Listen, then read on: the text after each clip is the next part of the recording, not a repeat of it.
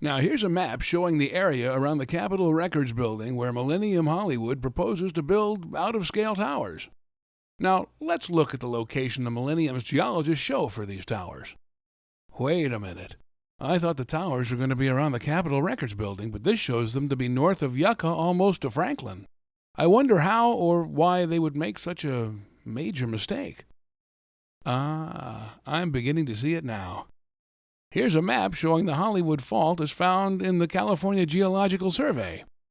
And here we see the actual location of the Millennium Hollywood Project, and the fault runs smack dab through the middle of it. California's Alquist-Priolo Earthquake Fault Zoning Act in no uncertain terms prohibits the building of human-inhabited structures within 50 feet of an active fault. Oh, by the way, those little yellow boxes? They indicate where the Millennium hired geologists bored for core samples in 2012 and discovered no fault. Of course, as you can see from the markers, they made sure not to drill where the fault line actually is. I guess the best way not to find something is to make sure not to look for it where you think you might find it. Here's an interesting statement from Councilman Mitch Englander. The entire city of Los Angeles poses the same seismic threat.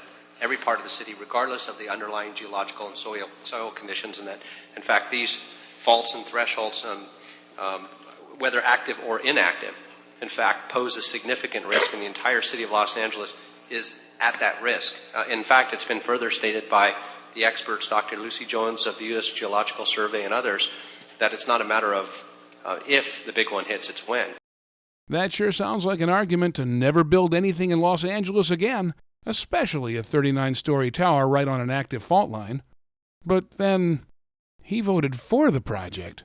Maybe Los Angeles should look to Hollywood for some guidance on this. Here's Chuck Heston.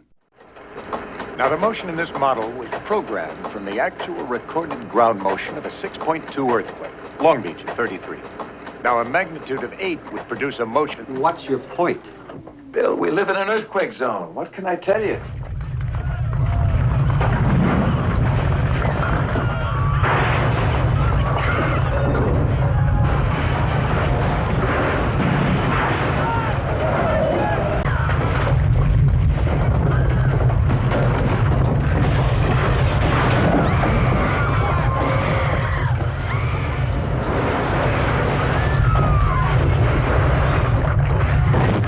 We never should have put up those 40-story monstrosities.